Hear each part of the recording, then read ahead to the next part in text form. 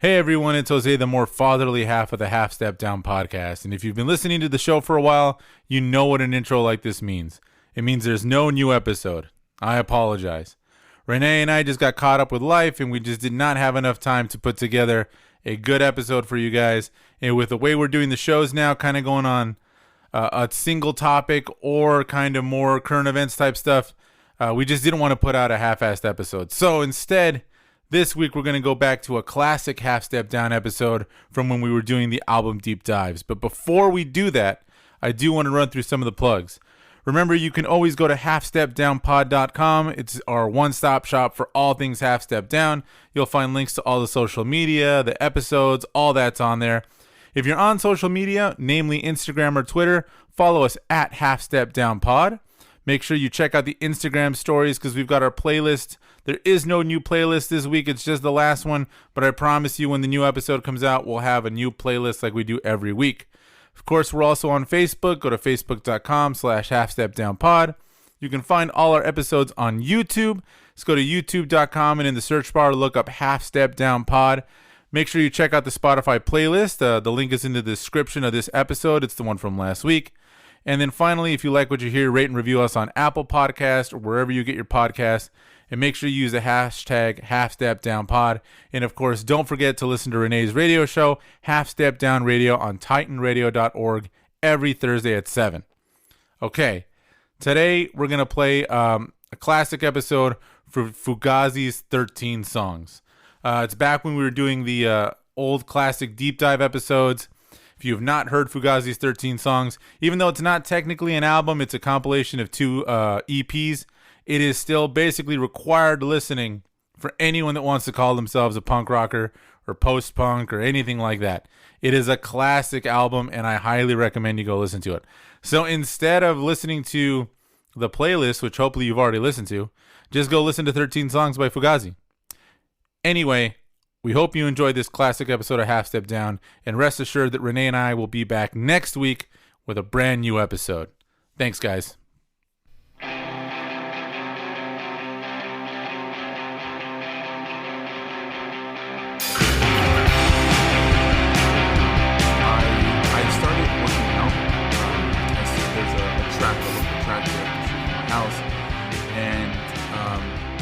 Everyone's, it's not too far from, it's actually right next door to this big commercial complex. There's a Vons and like a Wendy's, and you got a Pollo Loco and a Panda Express and stuff like that, right? Right. So, not too many people know, but I don't see very well. I'm legally blind or visually impaired, whatever makes it easy for people to know. But so I like to go to the track because I'm able to see out of my left eye and out of the left, and I'm able to notice the curb, right, of the middle of the track. So I'm walking right, and I feel as I get closer to the edge of the commercial complex, I smell all this stuff, right. And granted, I have my mask on and I can smell it. And right. I'm like, gosh, I go, that sounds so good. It's making me hungry as I'm walking on this track. And as I'm finishing up, my girlfriend and I were on the track today, but she was ahead of me and stuff. We were walking back to the car, and she says, there was a lady walking the track with a bag of Panda Express. Excellent. And I thought to myself, that is where the smell came from. I walked on that track many times, and there's no way that I smell that food so close to my face. And at first I thought, why is there somebody walking on the track, let alone with Panda Express? At first I thought it was somebody that worked there. Right. And kind of just, advertising Panda Express and 100%. Smelling food, getting you to go next door. But I think it was just a lady maybe she didn't want people to steal her food or something. So that is a good possibility, man. I mean, fresh Panda Express is a hot commodity right now, I guess. I would think so, I guess. But, I mean, if you're walking 4 or 5 laps around the track, wouldn't you think it got cold by then? You never know, man. Maybe physics. I have no idea how that works.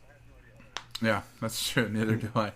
But anyways, aside from that banter, welcome everyone to Half Step Down. I am your host, Rene Grano. With me is my co-host, Jose Martinez. Look at me. How are you today, good sir? I was like saying, look at me, man. I'm walking all over your intro, man. I'm terrible today. I'm doing great. That's good, man. Don't worry about it, dude. That's good times, man. So I'd like to start off with, I'm excited for this one, and I'm very excited for. I'm so excited that I feel like this episode is gonna tickle earbuds. It is. I think every episode we do tickles your earbuds, as a great man once said. Don't try to get ahead of my running joke, man. I try to get before you did, man, because I had to throw it in myself sometimes, I guess. I appreciate that. Yeah. So we're a few episodes in now, right? The first episode was, we talked about an album called "Commit This to Memory" by Motion City Soundtrack, which I feel that you and I, we agreed on that record because you and I both said we like this record. This is a great jumping off point, so the fans or the audience can think of, okay, this is what he listens to, this is what he listens to, this is what Renee listens to, this is what Jose listens to, as we move on, right? And then we went to The Greatest Generation by the Wonder Years, which is all me. Right. And that was my first pick. Now, we are on your pick, Jose's number one pick. And this album that we're going to be doing today is 13 Songs by Fugazi. Yes. A classic.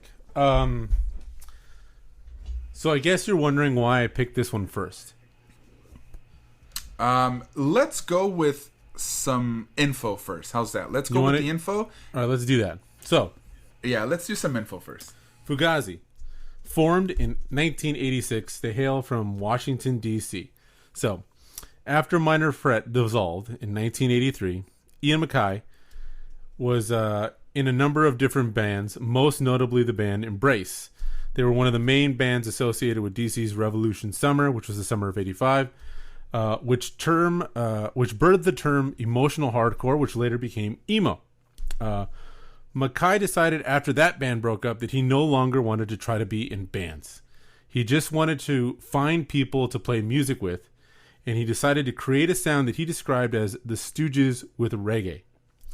After lots of rehearsals and finding a role for everyone in the lineup, he recruited a couple different people. The core people have remained the same. I decided we should start naming the people in the band. So it's Ian MacKaye on vocals and guitar, Joe Lally on bass, Brendan Canty on drums, and Guy Picciotto on hype man, vocals, and guitar later. They started rehearsing, started playing live, and recorded 2 EPs. That's the thing about this album. It's not an album, it's a collection of 2 EPs. In 1988, which would eventually be released in 1989 under the name 13 Songs. So, with that being said, again, we're only a few episodes in, and I picked my very first one, which was, again, The Greatest Generation by the Wonder Years. Now, my question to you is, why 13 Songs by Fugazi? Okay, so this album, well, let's talk about this.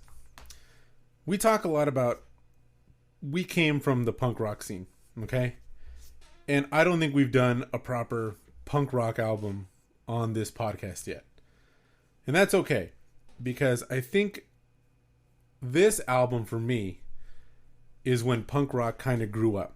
It started doing some things differently, and based off our first 2 choices, and I know the music that you listen to, I feel like you can draw a direct line between Fugazi and what they started and the scenes that we started getting into later in our lives and the music that you listen to. I think one of the things about this album and this band in particular is it is really hard to convey just how influential this album was and this band was.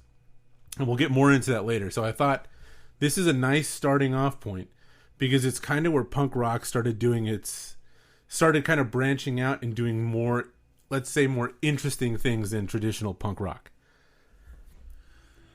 Would you say that this album is what made punk rock, is what put punk rock into the mainstream? I don't know if this album put punk rock into the mainstream, but what I will tell you is all the bands that would later go on to great success, whether it be in punk rock, grunge, metal, whatever, chances are this record was in their collection and was a big deal to them. Does that make sense? I do know that, yes, absolutely. I do know that Justin Pierre, the singer from Motion City Soundtrack, this is one of his biggest influences, is this particular record. So just to give you an example. Oh, sorry, go ahead. Go ahead. No, so I was going to, just to give you an example of just how wide and varied that is. Eddie Vedder of Pearl Jam says this is one of his all-time favorite albums. Jack Johnson, the Banana Pancakes guy, says this is one of his favorite albums. So just to kind of like give you an idea of how varied the influence of this album was, that's kind of a good idea of it. You know, it's funny you mentioned that. So I've heard this record before, growing up. It's funny. I don't know if you remember this, but you and I are a couple years apart. You were out of high school when I was in high school, and there was a time where you and I would hang out, where you'd pick me up and we'd go get food and just hang out, right? Or there was a couple times where we went to, I don't know if you remember this, but when you and I went to go see Voodoo Glow Skulls at the Virgin Megastore in Hollywood. Yeah, that was a free show. Early mid-2000s. Yes, it was. So I don't know if you remember this, but you introduced me to Fugazi by playing this album. Now, that doesn't mean that we just not said anything and just heard this record from start to finish. But I do know about this album. I've heard this album, but I've never given it a go through like I have over the last couple of days. And I catch myself really enjoying this record as time moves on. The more I listen to it, the more I like it. And I think that says a lot about, I guess I'm just piggybanking on what you said about Eddie Vedder and like Jack Johnson, how much they love this album. And I think that the influence to this day is still pretty great. I mean, we're both musicians, but I mean, to just listen to this thing really opened my mind a little bit. Like, I've heard it, but like I said, I've heard it before, but I've never really given it a just sit down and run through it sort of thing. And right. I'm so glad that I did, because I like it even more now. So that's one of the interesting things. So when I first heard this album, my buddy Steve let me borrow it. Okay. And either let me borrow it or he made me a copy. And when I first heard it, he's like, "Hey man, this is the Minor Threat guy, the singer. This is like his other band, or like the band he's in now." It was like 1999, 2000. And I remember the first time I listened to it, I think for so many people, the first song they hear is Waiting Room. And Waiting Room is just one of those songs, dude. It's one of like first of all, to have a recognizable bass line in punk rock is a very rare thing. But this is just one of those songs, like everybody likes Waiting Room. And Waiting Room is obviously like probably the closest thing they've had to a hit. But as I listened to it, I was, this is like when I was into my dumb, I only like one kind of punk rock phase. And I was that stupid jerk that crossed armed, like, "Oh, this is cool, but it's not Minor Threat." But what happened was, I listened to it. I was like, okay, whatever. And what I noticed over the years is it was always in my car. It was always in my Discman. It was always close. I always gravitated towards it. It was one of those records that, even though like my dumb I want to be cool brain was saying, don't, like, this isn't what I thought I liked. It was one of those things. It was never not in my stereo. To date myself, it was always in that little CD binder when I had to carry around a Discman. Like, always. I'm thinking Cool Jose with his long green hair. That's what I'm thinking. When you're thinking Fugazi. That was after I cut it. This is like my short green hair. Jose Prime, man. Oh, okay. That was the best. Those are the best years, man. Okay. But yeah, you know what? I agree with you. At least for my hair. Well, actually, that's not a lot. I have pretty sweet hair now. I am not very confident, but I have pretty decent head of hair. But yeah, man, this is one of those records, man. It was just always on, and the more and more I listened to it, the more I realized, dude, this is legit. You know, it's that's one of the songs that I wrote down here that I really gravitated towards. And it's when I first started to listen to this album for the show, I don't know about you, but I'm the kind of guy that likes it takes me a long time to start doing something. So I'll give you a good example. Let's talk about if you're at school, right, and I have a paper due. I can do it way ahead of time, but it takes me a good minute to say, okay, let's get this started, right? My computer's on, but now I'm on my phone or I'm strumming my guitar.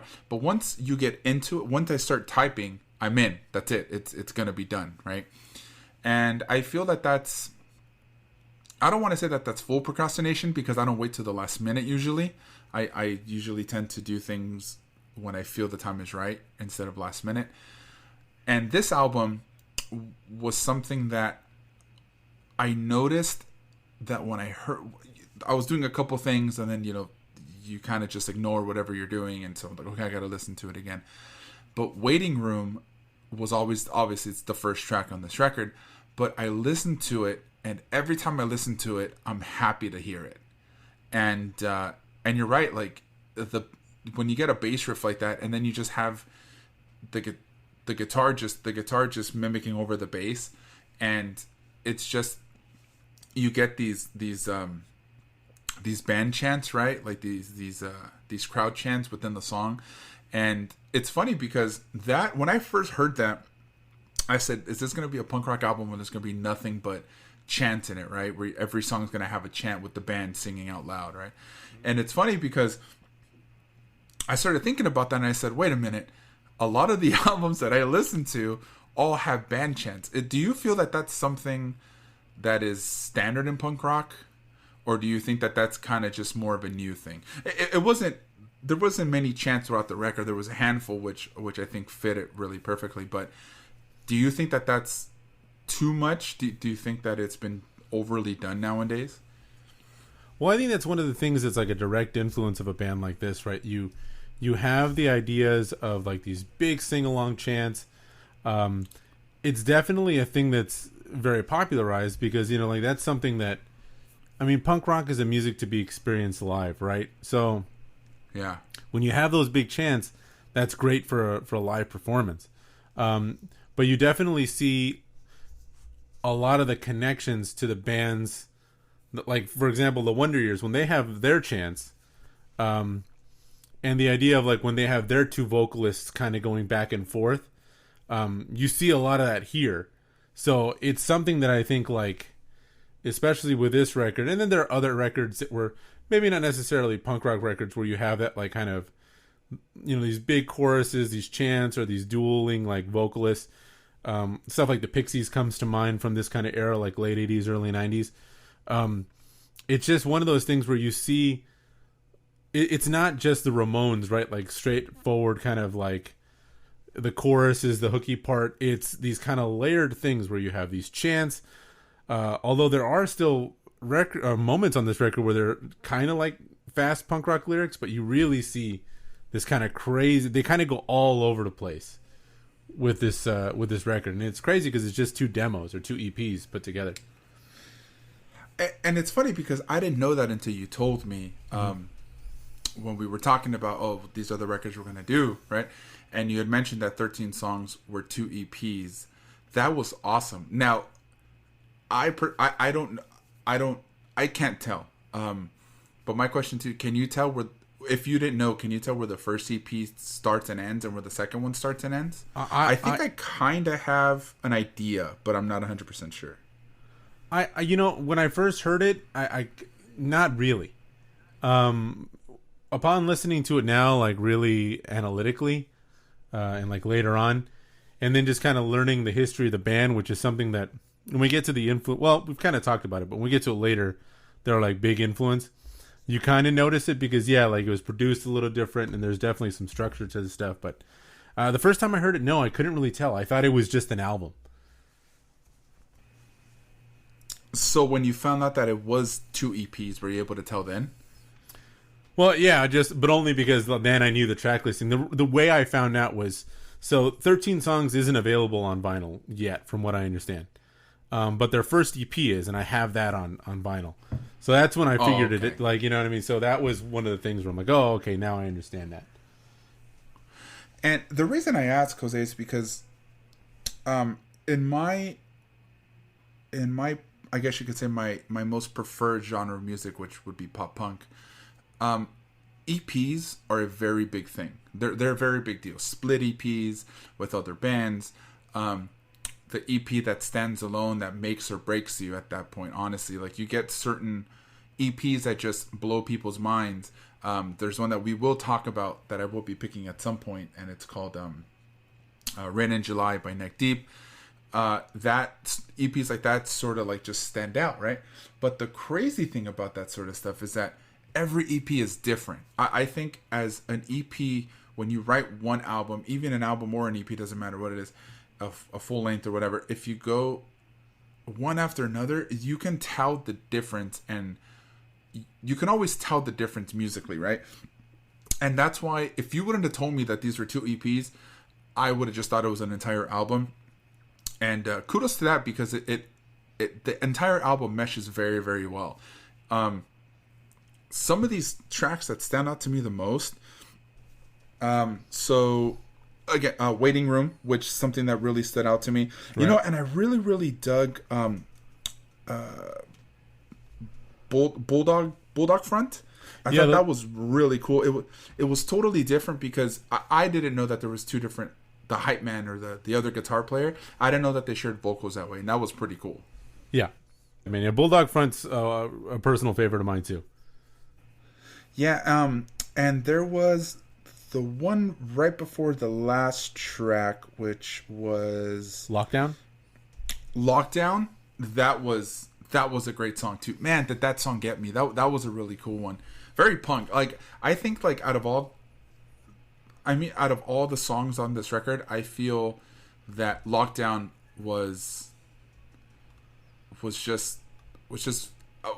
I may be thinking of a different track, but I just feel that Lockdown was just very punk. Am I right? Did you feel that way? Like, more punk than the rest, I felt. Well, it's definitely, yeah. I see what you're saying. Like, there are some songs that are more straightforward, and Lockdown is definitely one of them. But one of the things about it is, it's like, the thing that really kind of, as time went on, I grew to really like about it is, it still has that punk rock attitude, that energy, but it isn't straight ahead. And that's the thing about this album that I really dug. And I think that kind of went out into the ethos and made bands play a different way. But yeah, man, those are some of, like, the big standouts. Give Me the Cure and Suggestion are 2 of my favorites on there. Obviously Waiting Room is the banger everybody knows, but yeah, man, this was a big album, and I think it's got a lot of different layers to it that, yeah, you wouldn't know there are 2 EPs, probably because they were written so close together.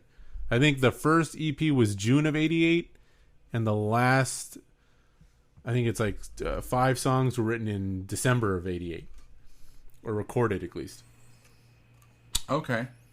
Yeah, so let's talk a little more about those influences. You obviously you did speak of a few, right? Jack Johnson, and I did talk about Justin Pierre and Eddie Vedder, right? The great Eddie Vedder, everyone's favorite singer. Yeah. What do you think? What is it about this album for you, right? This being your number one pick. What do you think it is? Like, why do you think this is so influential? Now, I mean, aside from just the music itself, I guess, on like a bigger stage, why would this album to you feel like it's so influential in the scene? Well, I think one of the things about this band is they've kind of achieved this mythic status for everything else on top of their music. So, for the first thing is you have Ian MacKaye, who was in Minor Threat, which is one of the most influential hardcore bands of all time, right? Like, there isn't a hardcore band alive that isn't going to name Minor Threat as one of their big influences, right? True. For Ian MacKay to then go into a band, Embrace, that the term emo was coined after, just shows that this guy, like, when he does something, people tend to listen.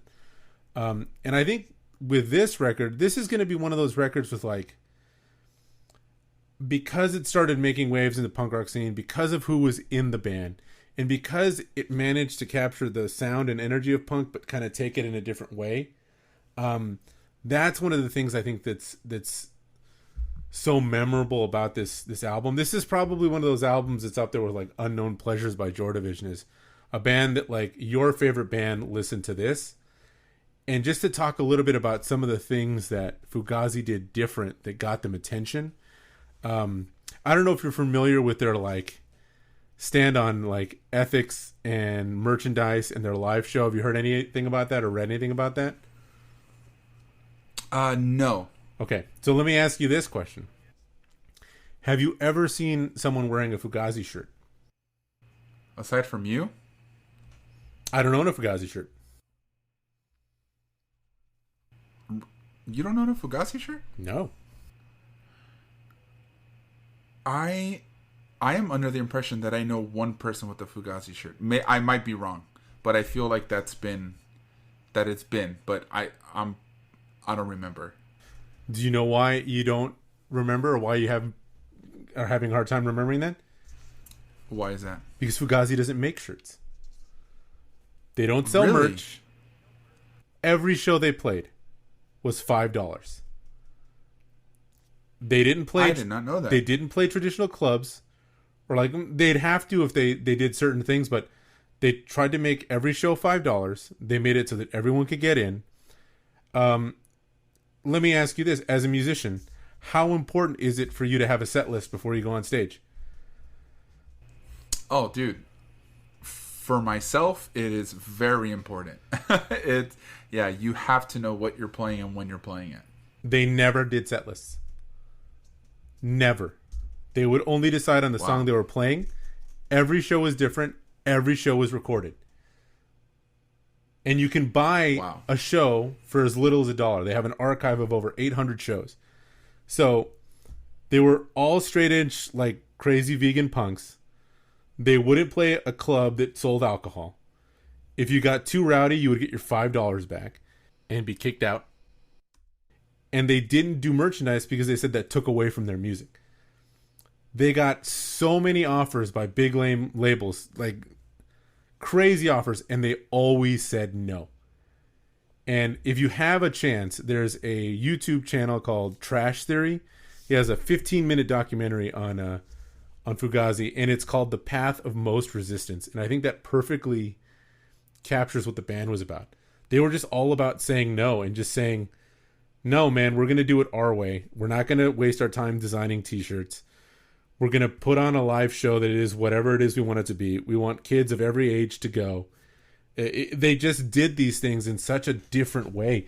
As a guy that's in a band, like, part of the fun of being in a band is thinking of t-shirts and doing stuff like that. And these guys did it the opposite way. That's that's funny you mentioned that. Two things pop into my head when you say stuff when you said that. I'm blown away that a band like Fugazi, who has so much notoriety and so much influence on music now, is so open to the idea that they say we don't need all this to get our point across, right? Right. Now, the second thing that pops into my head is Rage Against the Machine. Okay. And the reason Rage Against the Machine pops into my head, and I'll always remember this because I had a history professor who hated Rage Against the Machine. Mm-hmm. Rage Against the Machine, and he would say to me, or he would say to the class, not specifically to me, but he said, Rage Against the Machine is one of those bands where they say, fuck the establishment, what they sing about, whatever it is that they sing about, politics and all that stuff, but yet about not just getting their music across and all that stuff, but yet they hold shows at the Forum and they make most of their money off their merchandise and all of their ticket sales, not their music. And I thought that was really when he first said that to me, I was like, oh, I never thought of it that way, right? Because I do like Rage Against the Machine, you know, and I do listen to some stuff, but I never really thought of it that way, right? Because I don't know if you remember how much they used to eat. I've seen a couple of shows on YouTube and stuff, and how they, you know, and how Zach would talk about, you know, whatever is plaguing him at the time, right? And they would get paid for all that stuff. And it's funny that Fugazi actually did it, and that really blows my mind. And I just think it's funny. It's funny too, because every time I think about it, I just think of how angry my professor was, you know, raging on Rage Against the Machine, and how it's like, why would these dudes make money when they're all about anti-money, you know? Yeah, so I thought that was pretty interesting. Absolutely. And then, like, Rage Against the Machine, they're one of the bands that names Fugazi as an influence, right? But it's kind of this thing where it's like, it's almost this thing where it's like you're almost taking the fun out of it. I've heard, to talk about Rage Against the Machine for a minute, like Tom Morello will talk about how, yeah, man, they do all these things that are like commercial, right? They were on MTV, you know, they would, Tom Morello would call in. I remember seeing Tom Morello call into, do you remember Total Request Live TRL in the early 2000s? Yes, I do. He would like with call in. Great Carson Daly. Yeah, man. And it's kind of like, yeah, man, you've got a song about, you know, the Zapatista movement, but you're on TRL. And there's definitely a dichotomy, like a duality to that band, right? Like they're really commercially successful. They make a lot of money off merch and stuff like that.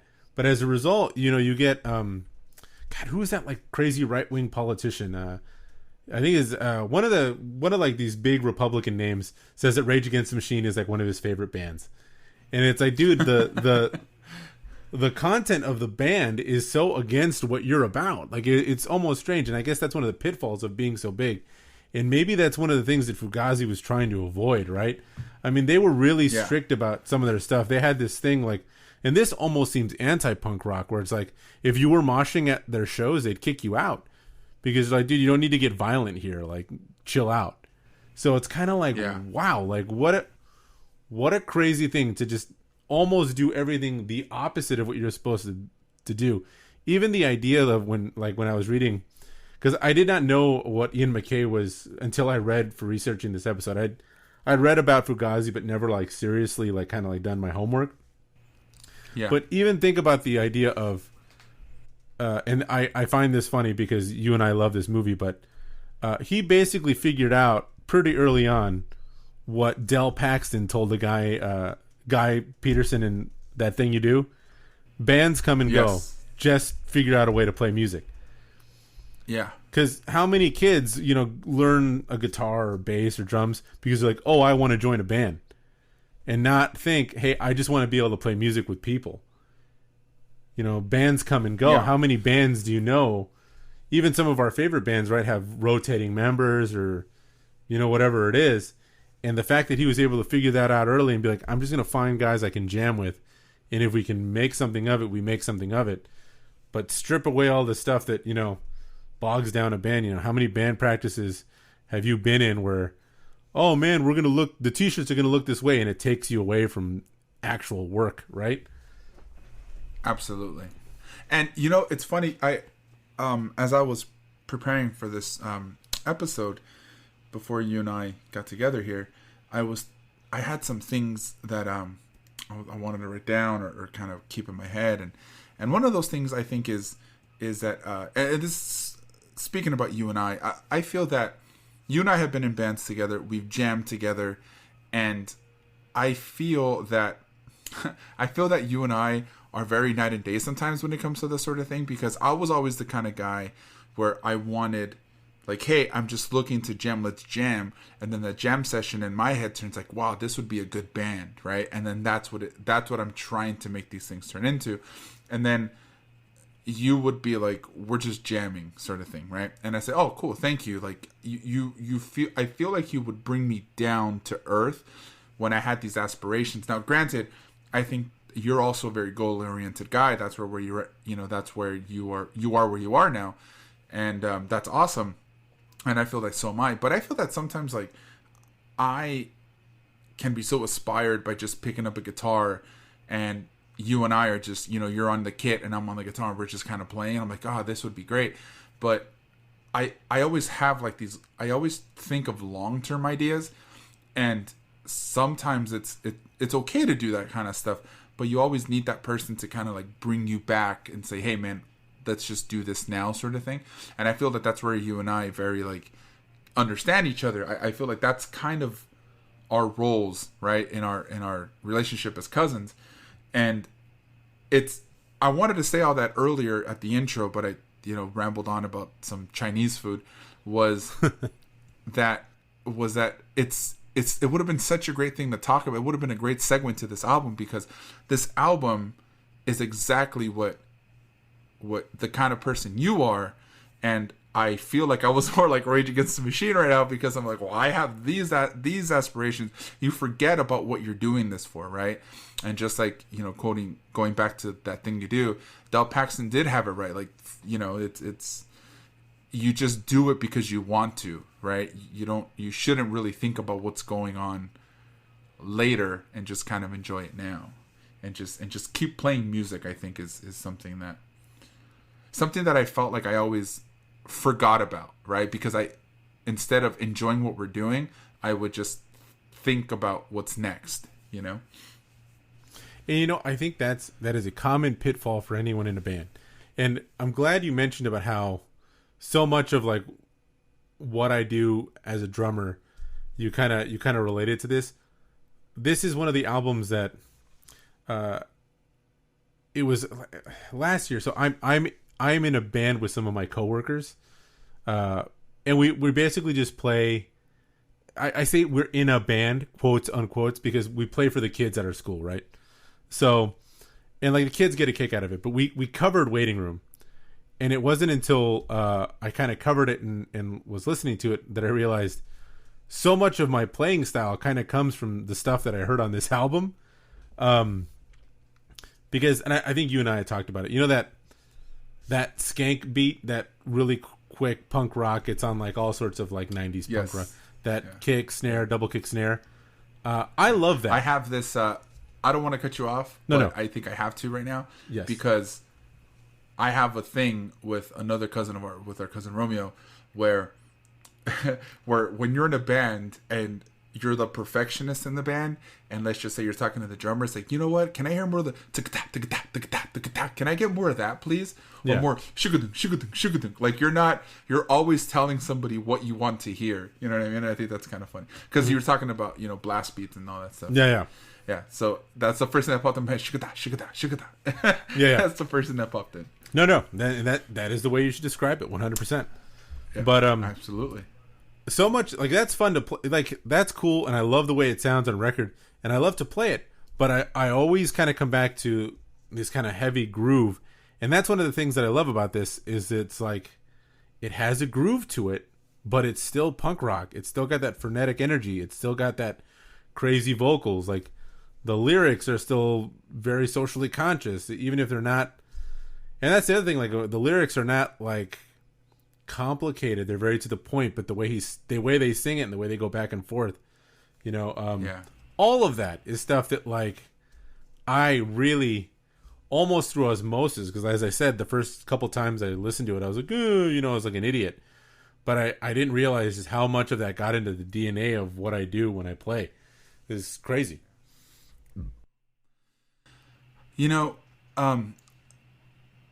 I agree with I guess with more like the phonetics of the record, right? Where we talk about the grooves and because you really hear that in these albums and this record. I feel like Waiting Room has that groove to it, but it's more punk, right? Like that particular song to me is just a lot more punk. But I hear all that stuff, right? You hear the grooves, and there's times like I actually listened to it earlier when I was on my walk right at the track, and I was listening to it and I felt like I was just getting groovy, bro. Like I caught myself walking around sometimes when I was walking, and I kind of, instead of bobbing my head, I felt like I kind of moved my arms a bit. And that's great, because that's not what what most people would think punk rock really is, right? And I think that's also, I think, another reason why this album has been so influential. And aside from the complexity of the music, I might be kind of contradicting myself here, but the music, as the the grooves and stuff being so complex, aside from that, do you feel like this album is very simple for what it is, in some sense of the word? This is one of those records that's, I like to say, kind of deceptively complicated in how simple it is. I know that's like a contradiction of terms, but there's the way the band kind of layers the stuff together. And to be kind of this album was written all by Ian MacKaye. So later on, as they progressed, they became a more collaborative unit. But when he described their writing as a collaborative band later, he said it's basically just a mixed bag of riffs that they would just shove together, like, and you can kind of hear that in this. It's like this guitar part doing this bass line doing here. They aren't exactly like they mesh, but it's not like they wrote them together, right? Like it just kind of comes together, and you definitely hear it with the vocals, right? Because they're kind of all over the place. So it's one of these things where it's what they're doing is simple, but the way it's arranged is kind of complicated. I know when we were covering Waiting Room, there's that great stop like 20 seconds in. That stop lasts for like 2 bars, but it's not even 2 bars. It's like 2 bars and then 2 beats, and then it comes back in. And it's just weird. Funny story about that. If you listen to the actual demo when they first recorded it, the reason that stop is so weird is because they messed up, and then they just came back in.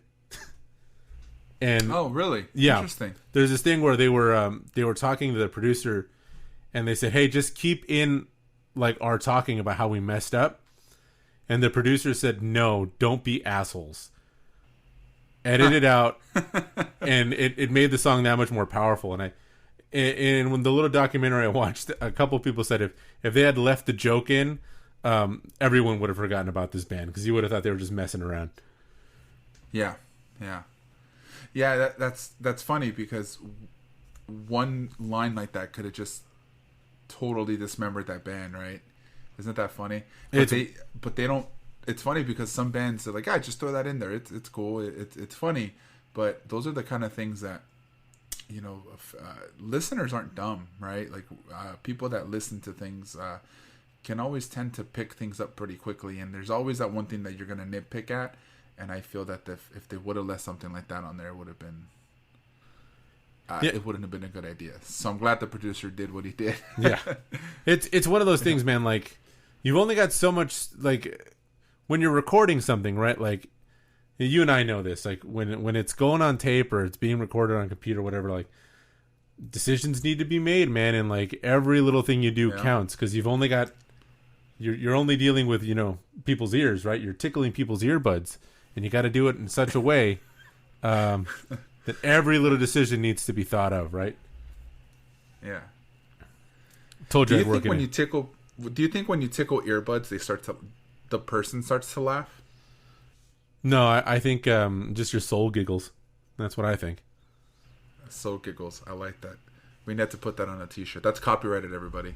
We should did if to to your whole point about getting ahead. If we ever make merch for this, we're gonna put soul giggles on a T-shirt. Oh, we're gonna have to put tickle your earbuds on one, and then that one's gonna have to say soul giggles. Yeah. Oh man. So, do you have any final thoughts for this record? Like anything you want to say? I'll definitely get my word in, my 2 cents in right after yours. But what are your final thoughts on this album? So final thoughts, and I know I was kind of all over the place on this one. This is one of those one of those records where I was all over the place because the album's all over the place, and that's what I love about it. At the end of the day, it's just if you kind of want to hear where some of your favorite bands were inspired to do what they do, then I would tell you go listen to this record, right? If you're into any kind of like of punk rock, heavy metal, you know, any of the newer stuff like Refused, all that stuff, even stuff like Red Hot Chili Peppers. If you want to see where some of these guys got their ideas and just kind of like work backwards from some of your favorite bands, I would say listen to this record because it's one of those things that I think it's one of those records that probably spawned 1,000 bands, right? You know, I can't agree with you more. So here's the thing. I wish I was better prepared for this album. And by that I mean this. I enjoyed this record so much that I would forget about writing anything down because I just wanted to hear it again, right? I heard it twice on Sunday. I heard it twice on Sunday. I heard it once the day after. And I heard it 2 more times before you and I decided to do this podcast, right? Before we decided to do this episode. And the last 2-3 times I said, I need to write some stuff down, right?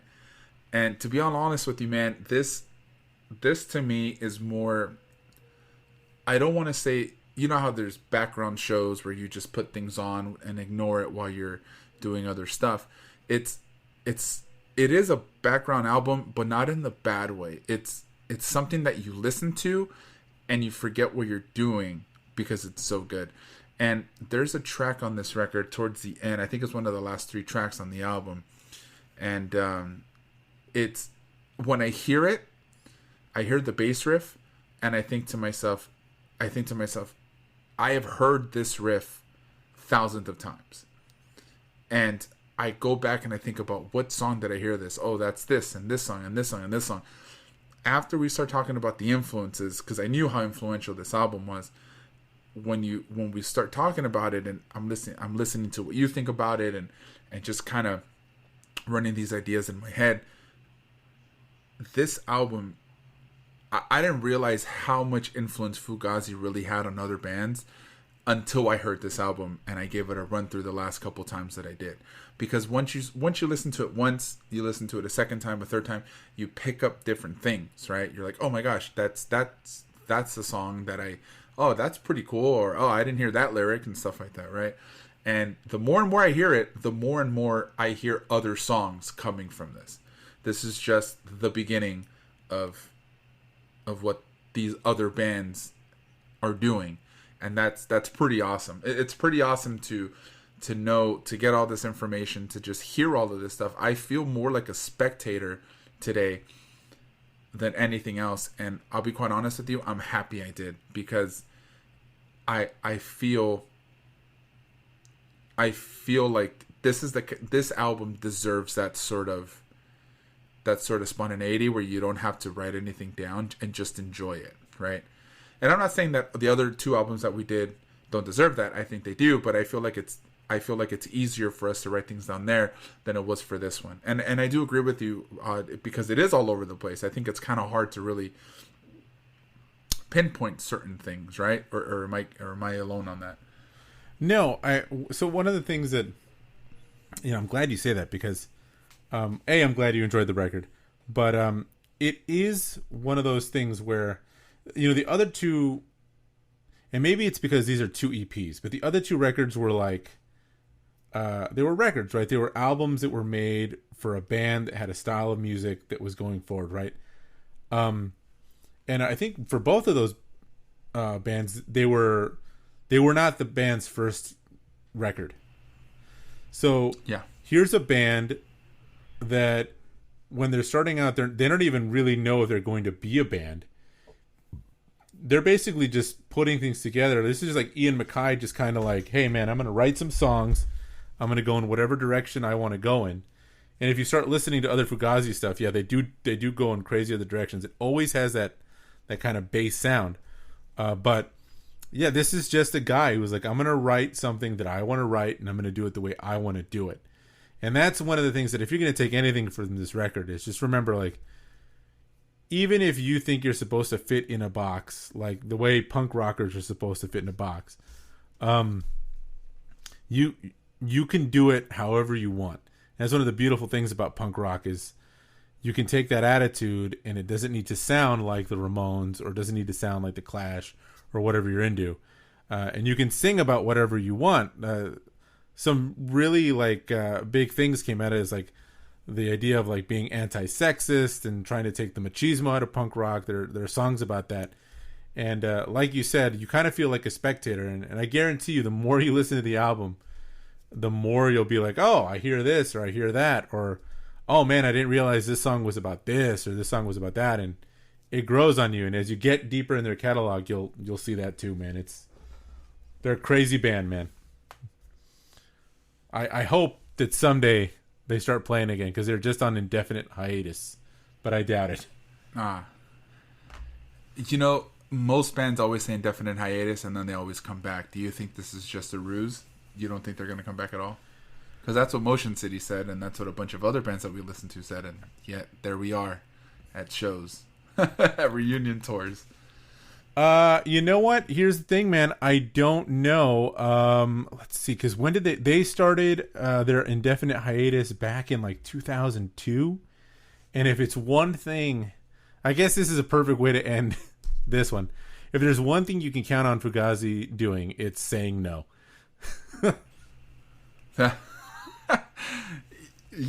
With that being said, let's enter our final segment for the day. How's that? Let's do it. Let's do it. So, the wind down. Now, I have a good question for you this time around. I think it might be, I don't know if it's as good as the last one, but I think it's pretty good. So I was watching Seinfeld, as I always do. And if you remember the episode where Elaine dates a guy who she thinks is married, so she thinks she's having an affair, but it turns out that he's poor. He's homeless, right? Or no, he's not homeless, he's just poor, right? Right. And when they meet, the first conversation that they have that we see is that she tells him what her last meal would be based on the type of execution. So if it's a lethal injection, it's pasta. If it's the electric chair, it's Mexican food, things like that, right? So my question to you is, what would your last meal be if you were on death row? You got to make it count. Last meal, man. That's a tough one. I'm going to have to go with a solid steak. Steak and a baked potato. If I'm going to go out, I'm going to go out full. 100%. Steak and a baked potato? Steak and a baked potato and a beer. Yeah. Just do it that way. Yeah. Can I ask... I'm going to let you finish your point, but before we go, I want to ask you a Seinfeld-related question that I thought of the other day, and you're the perfect person to ask. This might be a little bit of a longer wind down. Season 3, episode 1. God, that's a good one. That's a good one. Yeah. What were you going to say before I asked my question? It's fitting that we are related because that's exactly what my meal would be. And I don't know if you remember, but when we went on some sort of double date, I think you and Marta were just dating, and we went on a double date, and you had ordered a steak and a baked potato, and I think you ordered like another starch, I think probably French fries. Yes. And then I'll never forget it because they're like, what about you? I said, I'm going to have the same thing. And I'll never forget it because Marta had looked at my date and she's like, can you tell they're cousins? It's like, dude, we're just starching. We're just carbo overload with the food right now. And that's exactly what I would have for my meal. But now you did say beer though. So my question to you, what kind of beer? What would be your last beer? I know that this is it's like a hipster thing to say. I genuinely like IPAs. I don't really care what kind. I know now it's like really hip to like IPAs and everyone thinks, oh, blah. I genuinely like a good Indian Pale Ale. I don't have a particular preference. Just something that's got some bite to it. Lets me know I'm drinking a beer. Yeah, I can see that. I'm more of a hef kind of guy. A light beer gives me more room to eat. I do like a good hef. That's great. I like a good pilsner. I'm starting to get into the stout world, but my problem with stouts is once I drink a beer, I feel like I just ate a loaf of bread, and I can't do anything else.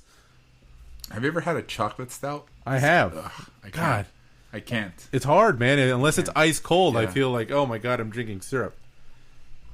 What's colder than being cold? For God's sake, I forgot the lyric. Ice cold, man. Ice cold. Oh, it's what? That's ice why. cold. What's cooler than being What's cool? cooler? Oh, I'm sorry. I fucked up the That's lyric. because I'm like, cool? I was Yeah. like super cool. Like I couldn't think of. Yes. There it is. Yeah. It messed me up. That's all right. Yeah. Sorry. I messed myself up on that. My bad. Yeah. So you had a question for me. Okay, so this won't be long, and we can cut it out. But it's. Do you think you started watching Seinfeld at too young of an age? And I say this because I was thinking about it. Obviously, like, and I thought about this watching comedians in cars getting coffee. I don't know if I could be friends with Jerry Seinfeld. He's kind of a dick. You know, he does seem like a dick, right? Right. He's kind of a agree dick. and I think it's comedians in cars getting coffee is exactly the show that makes me think like, yeah, you are kind of a dick. Yeah. Because Kinda he comes off that way. And the reason I say, like, I wonder if I started watching it too young is because some of the things that Jerry, like, picks apart. Like, do you remember that episode where he is dating this girl that's exactly like him? Yes. And he's like, Yes, I can't get into that. And I wonder if that Yeah. subliminally influenced me to not like people that like the things I like. And if I lost out on like relationships or like friendships with people Yeah. because I mean, when you grow up and you're like, oh, I kind of like George Costanza, and you realize, dude, the guy had no job for like half of the series. You know, it's that's funny, and by the way, that's the episode season 7. That's the final episode of that season. Jeannie Steinman was her name. God. Jeannie Garofalo. Yeah. I knew you'd know that. But so, and you know what? It's funny. I never thought of that, but I think I did, because when I was younger, I would think, wow, like George is funny, right? Kramer's hilarious. And then as you get older and watch it, they are not very good people, man. Right. Like they are not good people at all. Like all 4 of them. And I think the episode that, as I got older, I watched again, talking about the episode that you mentioned, the last one, where Susan dies, right, from licking toxic envelopes, and George's reaction, and then Elaine and Jerry and Kramer's reaction to George, right? To George, it's like you think to yourself, "Fuck, these are horrible people, man." Right. You know, and yeah, and it's like, how can you love characters when these are just so bad, right? So I think it is possible to watch Seinfeld at an early age and just not understand the development of these characters, because they're not good people at all. It was just one of those things that, like, it hit me, and I'm like, huh, that's weird. I will give them that they did address that in the last episode, where they basically get thrown in jail because they've just been assholes for the entire series. Yeah, because they're just dickheads. Yeah, But absolutely. oh well. Yeah, it is what it is. But I can never get enough of that show. Well, you know, it's become a background show, and it's just something that I have on TV at all times. When I don't want to pay attention to my television, Right. and I don't want, when I just want noise, that's always the show that I watch. Well, just have on to ignore because I've seen it so many times. It's important to have that show. Absolutely, yeah. So, well, I'm glad that we decided to do this album.